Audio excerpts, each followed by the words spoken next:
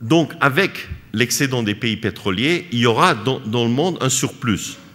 Et ce surplus, il faut que de notre côté, il y ait un déficit. Il faut qu'il y ait une destination à ces capitaux qui continueront de venir de Chine et des pays exportateurs de pétrole. Et c'est là où je crois que c'est très important qu'une plus grande partie de ces capitaux s'oriente en fait vers les pays en voie de développement et les autres pays émergents, et aussi y compris l'Afrique. Si c'est de nouveau l'Amérique qui absorbe toute cette liquidité, on aura de nouveaux problèmes.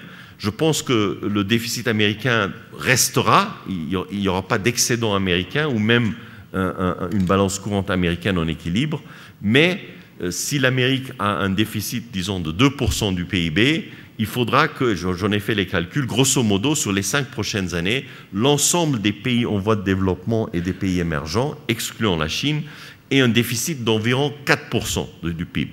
Je pense que c'est jouable, je crois que ce n'est pas excessif, et en fait, ça reflète la nécessité d'investissement et de capital dans les pays pauvres. Rien de plus naturel, en fait, de demander, de vouloir un monde où le capital se porte en fait vers les pays en voie de développement et les pays émergents.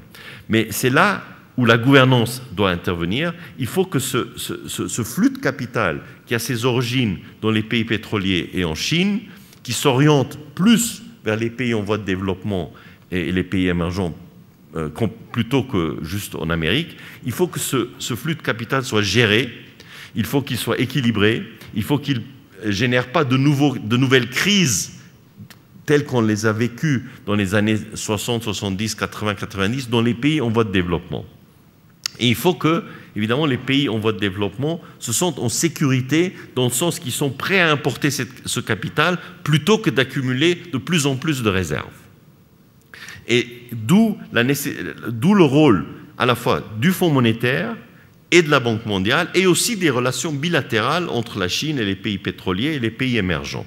On voit que la Chine s'implique bilatéralement dans beaucoup de ces pays. Je crois que c'est une bonne chose, ça va faciliter un apport de capital vers ces pays-là, mais il faut que ce soit complémenté par une sorte de gouvernance mondiale axée sur les institutions de Bretton Woods, avec le Fonds monétaire qui a des nouvelles facilités de finance de précaution, precautionary finance, et je pense aussi avec une augmentation du capital de la Banque mondiale et des banques multilatérales de développement régionales qui facilitent ce flux de capital.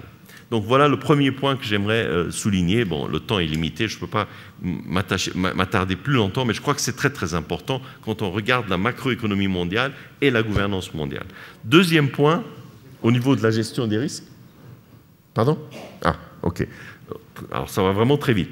Deuxième point au niveau de la gestion des risques et du lien à la macro, je crois que là, ce qu'il faut souligner, c'est les modèles mathématiques qui ont été utilisés ont traité des corrélations dues à la macroéconomie comme si elles n'existaient pas. En fait, le point principal que j'aimerais faire ici est très simple. Si vous avez deux événements avec un risque qu'ils se produisent de 10% chacun, et si vous traitez ces deux événements, la probabilité de ces deux événements, la probabilité que ces deux événements se produisent comme indépendants, en fait, la probabilité que les deux événements se produisent en même temps n'est que de 1%. Et beaucoup des modèles d'évaluation du risque dans le système financier ont utilisé des hypothèses de travail. Ils ont traité des événements qui étaient connectés sur le plan macroéconomique comme des événements indépendants. Et une des raisons qu'on a eu la crise et qu'on a eu les évaluations des agences de notation que Jacques évaluait, c'est qu'on a traité ces événements qu'on amène. En fait, la macroéconomie, les mécanismes macroéconomiques ont fait que ces événements étaient en fait correlated, et la probabilité que ces événements se sont passés en même temps était en fait très très large. Et là, il y a eu, je crois, la faute la plus cruciale des modèles d'évaluation financière qui n'ont pas relié l'analyse macroéconomique à l'analyse microéconomique. Et je crois une des réformes les plus importantes qu'il faudra faire, c'est forcer cette évaluation macroéconomique du risque microéconomique. Je pense que je n'ai plus de temps, Donc c'était très rapide. Merci. Merci Kemal. Merci beaucoup pour ces deux éclairages, ces deux exercices de liaison micro-macro. Les deux sont passionnants. Le premier en liaison avec ce qu'on discutait hier, et l'ordre de grandeur que tu as cité, les 4%, c'est très frappant de voir comment penser la nouvelle macroéconomie mondiale dans un contexte où, selon toute probabilité, le déficit américain va se réduire à cause de la montée du taux d'épargne plus rapidement que ne vont se réduire les excédents. C'est une